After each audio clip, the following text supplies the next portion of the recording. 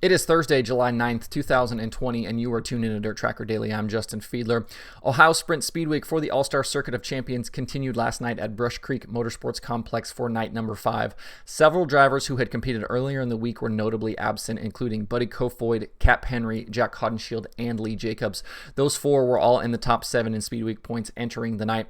31 cars were on the property with the full contingent of All-Star regulars, plus Kyle Larson, Rico Abreu, Hunter Schoenberg, and many of the Ohio regulars. At the start of the feature, it was Corey Larson and Cale Conley starting together on the front row, with Conley jumping to the early lead. Larson, who started 6th, was quickly on the move, though, jumping to 3rd before the first lap was even complete. Conley led the first few circuits, but Larson was just too strong, grabbing the lead by lap 5. Over the remaining 25 laps, Larson drove away from his competitors to win by nearly 5 seconds. Rico Abreu was 2nd, Aaron Reitzel 3rd, Cale Conley 4th, and Corey Larson finished in 5th. It was Larson's 5th All-Star win of the season, 8th top 5, and 10th top 10 in 10 starts. Larson's incredible run just continues every single night. Aaron Reitzel is still the points leader for Speed Week. He has the points lead now by 16 over Cale Conley. Paul McMahon is 3rd, Corey Larson 4th, and Greg Wilson is 5th. Reitzel also extended his lead in the season standings for the All-Stars over Corey Larson to 132 points. The All-Stars are back tonight at Muskingum County Speedway for night number 6 of Ohio Sprint Speed Week. You can watch all of the action live on Flow Racing. Last night was the Summer Nationals opener at Brownstown Speedway for both the late models and modifieds. 22 late models signed in, with 29 modifieds also on the property. For the late model feature, it was Tyler Erb and Bobby Pierce who started together on the front row, with Pierce settling in out front at the start. Pierce dominated much of the feature out front, but late in the going on a restart, Erb battled back to 2nd after having fallen back through the top 5 a bit. Erb was then on the hunt for the lead, making a move by Pierce with only 3 laps left. From there, he drove away over the final few laps to win his 2nd ever Summer Nationals feature. Bobby Pierce was 2nd, Mike Marlar 3rd, Alan Weiser 4th, and Kyle Bronson finished in 5th. In the night's modified feature, it was Mike McKinney who started on the pole, with Will Krupp to his outside. McKinney slipped a bit on the start, and that allowed Krupp to lead lap 1, and for Nick Hoffman to slide into 2nd. With 5 laps complete and Hoffman having just made a pass for the lead, the caution flag wave for cars spun down the backstretch. That handed the lead back to Krupp on the ensuing restart, and he was quickly under fire from McKinney, who was rolling the bottom. McKinney cleared Krupp a short time later, and he quickly put a gap on the field. At the end, it was McKinney winning the Modified Nationals opener by nearly a second over Nick Hoffman. Ryan Thomas was 3rd, Will Krupp 4th, and Jacoby Hines finished in 5th. The late models and modifieds are back tonight at Peoria Speedway for night number 2 of the Summer Nationals and Modified Nationals. You can watch all of the action live on Dirt Vision as part of your Fast Pass. A news item yesterday also from Summer Nationals, Modified Nationals. Couple schedule changes were announced yesterday. The July 19th event, originally scheduled for Quincy Raceways, is shifting to Randolph County Raceway in Moberly, Missouri. The event will still pay $5,000 to win for late models and $1,500 to win for modifieds. The series also confirmed that the modified finale, August 28th and 29th at Cedar Ridge Speedway in Kentucky, is on as planned. Night 1 will pay $1,500 to win, while Night 2 will pay $3,000 to win. If you haven't seen it yet today, make sure you go find the video of the 360 sprint car feature at Marysville Raceway from last night. It's available on the Speed Shift social channels. Tanner Carrick was leading on the white flag lap, but Shane Golobic got to his outside in turns 1 and 2 down the backstretch. There was some pushing and shoving between the two in turns 3 and 4, with both cars kind of ending up hooked together, sliding across the finish line. Tanner Carrick ended up with the win. Golobic clearly not pleased with the contact in turns 3 and 4. Definitely a wild finish, but go find that on the Speed Shift Twitter and Facebook. If you have not seen that yet today, you will not be disappointed. The World of Outlaws upcoming schedule became a little more clear yesterday. The series races this weekend at 34 Raceway, Wilmot, and Terre Haute, and then the traditional Tuesday date for the Brad Doty Classic follows that at Attica.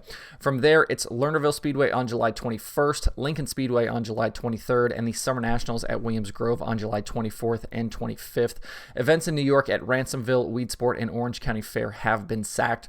The series will then head to Federated Auto Parts Raceway at I-55 August 7th and 8th, then Knoxville August 13th through the 15th. Following that, they will head to North Dakota for August 21st at River Cities and August 22nd at Red River Valley Speedway. Dakota State Fair Speedway has been canceled. The Trek West, normally that's, happens kind of that late summer, early fall for the Outlaws. That has been removed from the schedule, which included stops at Black Hills, Big Sky, Skagit, Grace Harbor, Willamette, Silver Dollar, Stockton, and Calistoga. And then events that were from the early part of the year in California at Santa Maria and Thunderbolt have also been canceled for 2020. The Outlaws are now looking to fill dates between August 28th and September 19th with events that were previously postponed when everything got shut down. There will be more announcements on those races at a later date. So now we know where the Outlaws will be for at least the next few months. If you want to see full details on the announcement and to see the full schedule, you can find all of that at worldofoutlaws.com. The World of Outlaws Late Models upcoming trip to Gondiclaw Speedway in Superior, Wisconsin, scheduled for this coming Tuesday, July 14th, is in some jeopardy. According to a story at Dirt on Dirt, the track is limited to 800 spectators, and if they don't sell all of those 800 tickets by Friday, they will be forced to cancel the event.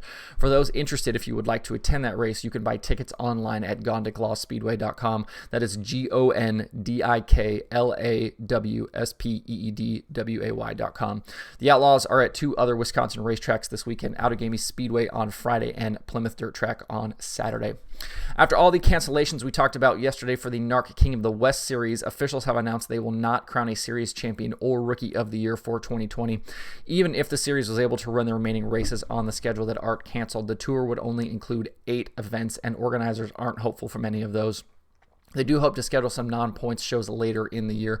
You certainly can't blame them for the move. It's hard to crown a champion after only a handful of races, and it would certainly cheapen that title. So certainly don't blame them at all. If you want more information about upcoming events for the series and any news, you can find that at narc410.com. The 2020 MOWA Sprint Car schedule will officially get underway in the coming week with a pair of shows in Illinois. July 17th, the series will open at Lincoln Speedway in Lincoln, Illinois, and then they will back that up July 18th at Macon Speedway, about 50 miles away. Rico Abreu won at Lincoln last season, while Terry Babb won at Macon. Paul Nienheiser was the 2019 series champion for MOWA. Tickets and pit passes for the events will be available at the tracks on race day. Couple of other news items. Weed Sports Speedway and the Super DIRTcar Series announced yesterday that the Hall of Fame 100 at Weed Sports Speedway and the Hall of Fame ceremonies, scheduled for July 23rd and 26th are canceled due to ongoing COVID restrictions in New York. To see more info, visit weedsportspeedway.com or superdirtcarseries.com. Let's take a quick check of the pay-per-view schedule for tonight. A number of events on the schedule. Dirt Track Digest has action from Genesee Speedway, Grit Sportsman Series, Rush Crate Late Model, Straight Stocks, Mini Stocks, Bandits, and the Novice Class. Dirt Vision has tonight's action from Peoria for the Summer Nationals. Flow Racing has a number of shows, including Action Track USA, the Ohio Sprint Speed Week at Muskingum County, Kossuth County Speedway, Marshalltown Speedway, and then also USAC 24/7 coverage. Speed Shift has a number of shows as well, including Action Track, Kossuth County, and Marshalltown. And then Speed Sport has a pair of shows. Grand Rapids Speedway has a full program of Wissota action, and Skagit Speedway has the Sportsman Sprint Showdown, plus Northwest Focus Midgets and Outlaw Tuners. So a bunch of stuff to watch tonight if you are looking for a little dirt racing action in your life. Certainly check that schedule out. You can find all of those events at dirttracker.com/watch tonight, and that will obviously be updated through the weekend as well. That's it for the show today. Hope everybody has a good Thursday. You can find DIRTRACKR Daily on Apple Podcasts, Spotify, Stitcher, or where you get podcasts. Please subscribe and leave a review. You can also watch the show every day on YouTube and Facebook. You can email the show at info@dirttracker.com, and you can follow along at facebook.com/dirttracker, twitter.com/dirttracker, and the website itself, dirttracker.com. You can follow me personally on Twitter at Justin_Fiedler, and don't forget to sign up for the Dirt Tracker weekly newsletter on the site. Thanks everybody for tuning in. We will see you tomorrow for more Dirt Tracker Daily.